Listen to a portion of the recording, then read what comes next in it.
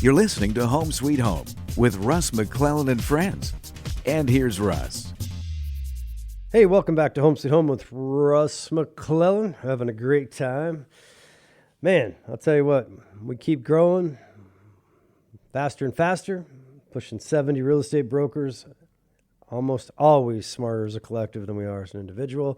And almost always we have something to learn. And speaking of learning, as always, we have PrimeLending in our fourth segment, and I have Sharon Crockett on the phone in the land of COVID. How you doing, Sharon? Good morning. I'm doing well, Russ. Thank you so much.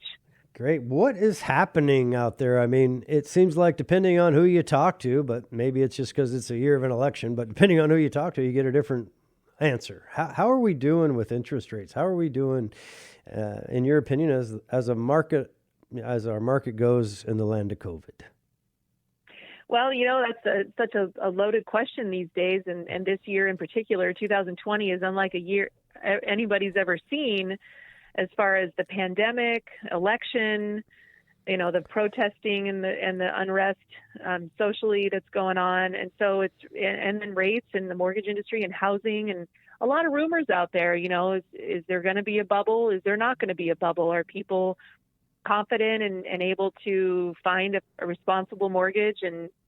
And the reality is that this year has been one of the best years on record as far as people being able to tap into the huge amount of equity that is in people's pockets in their house, in the housing that they have, being able to lower their interest rates, pull out cash, pay things off, buy more property. And so it's been an amazing year. I mean, we're all very blessed to be so busy in this environment where so many, you know, people might not be flourishing as much. But yeah, it's been an amazing year. Rates are the lowest that they've been in over 50 years, and things are happening. Yeah, there's a lot of, I think, speculation, but there's some like legit, real situations with low rates that maybe people should stop and think about. And one of those is if you can borrow money in the, what are we now, Sharon, in the low twos still? Upper twos, low twos?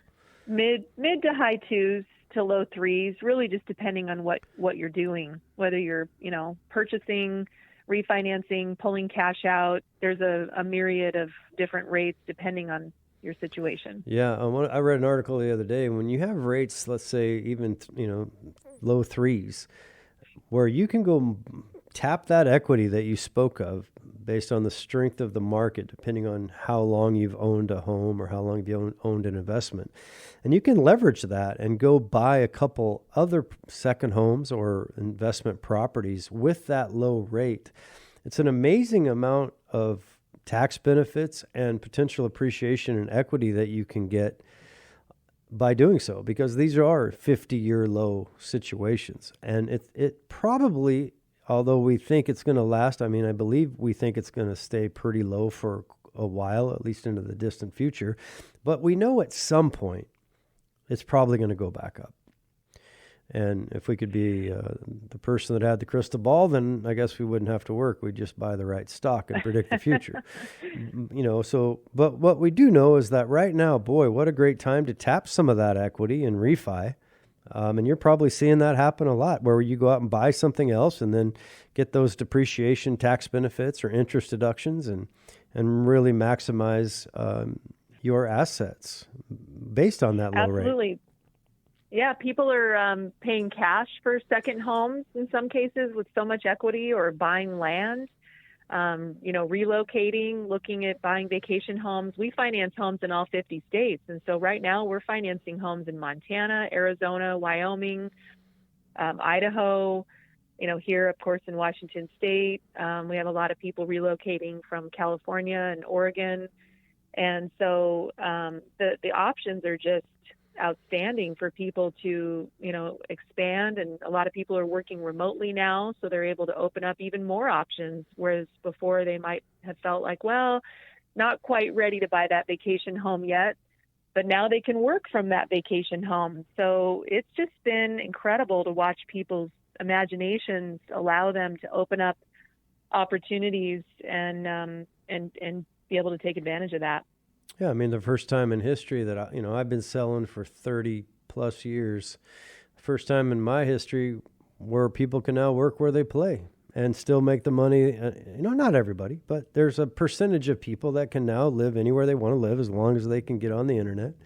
And they can make the money that they used to only make if they did live in a metropolis or in downtown Seattle or Bellevue on the other side of the mountains.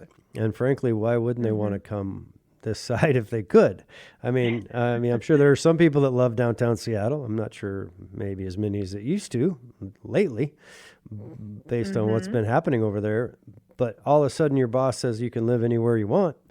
I want you to be close enough where you can jump back to the main headquarters if you need to. So why not maybe just go 130, 140 miles east and get that 300 days of sunshine and then call Sharon because I can now do something that I never knew possible. It's been pretty amazing. Yeah. And then a lot of people just buying their first homes. I mean, we're blessed with a demographic right now, the largest demographic ever between the ages of 26 and 32 that are buying their first home. And so even if rates did inch up into the, higher 3s and even 4s, the opportunities there for housing and the need for people to be in a home is huge right now. So there's really no forecast of anything slowing down, and it's just a really great time and an exciting time to get involved in buying a house and purchasing or refinancing or even selling and moving up to that next home.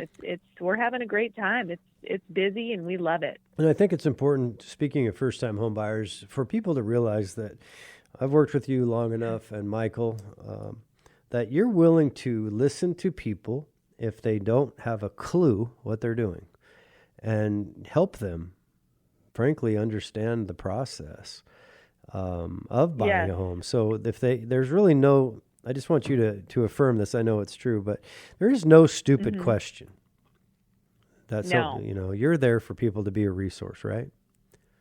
Right. Yeah, it's a story. I mean, the name of our website is yourstorybeginshere.net, and it really is your story. And so each story is unique to each person's needs and goals, and we have, often the same conversation, but in different approaches with each client, because everybody comes at it differently from their backgrounds or their careers or their needs with their families and their family sizes, and whether it's a condo or a rambler or land or, whatever it may be.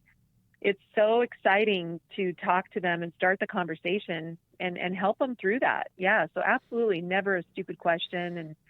And even offering more than just the basic answer, we help guide them through that story and add to, their questions with, tips and tricks to pay their mortgage off early and, lots of fun things that we can offer our clients. Yeah. And there's a lot of myths out there. And one of them, which, I often see, and I know you do too, is maybe somebody gave somebody some bad advice and said, oh, no, you got to have 20% down. Or, oh, no, you had a collection or a bankruptcy, so you'll never buy a home. Or you got to wait 10 years. And I can promise you, and I know you know this because you do it all the time, but there's a lot of things that people are told, even if they're by trusted advisors, family members, friends, a brother's cousin's uncle in Sacramento that worked at a bank, that aren't true. And if you want to buy a home, that's all you need to know to make the first phone call, right? I mean, right. That's all you need to know. Yeah, it amazes me how many people still aren't aware of how easy it can be to move past a bankruptcy or a past foreclosure or a collection or even a lower credit score, and how many rumors are still out there. If I could go back, I would become a teacher, and really just push for these classes to teach people at the groundbreaking level of when they're first being educated about credit, about investing, about real estate. I firmly believe it should be a full class for a whole year. It would really educate our society on how to be more successful and not just depending on your parents or hoping that you're going to come along a YouTube video that'll, talk about this kind of stuff.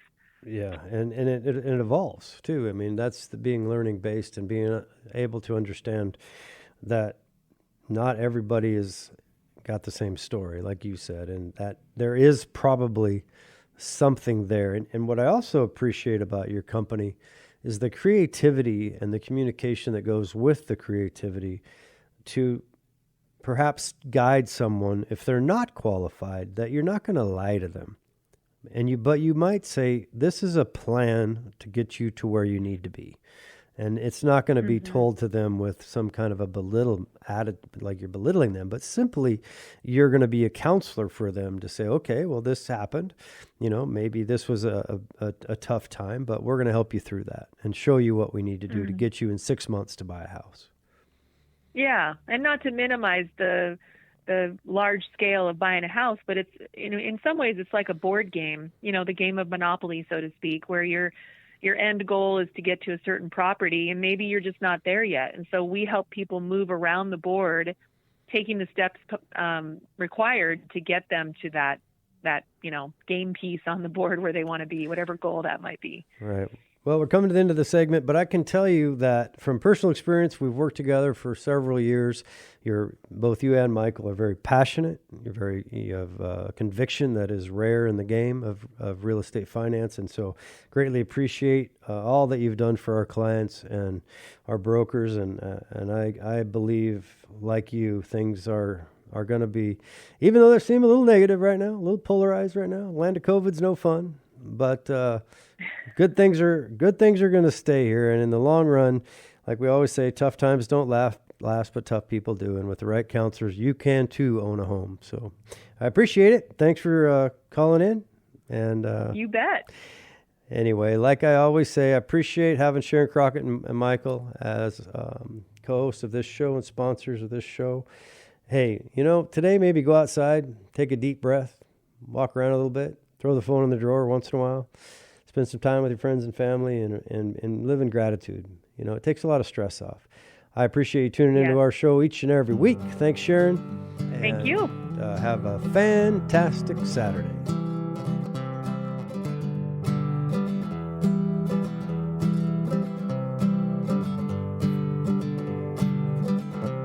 It's a bright new day, just came my way.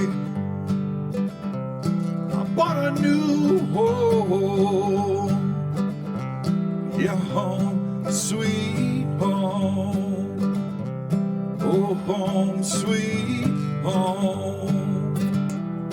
Keller Williams, I love my dream home, home, sweet home.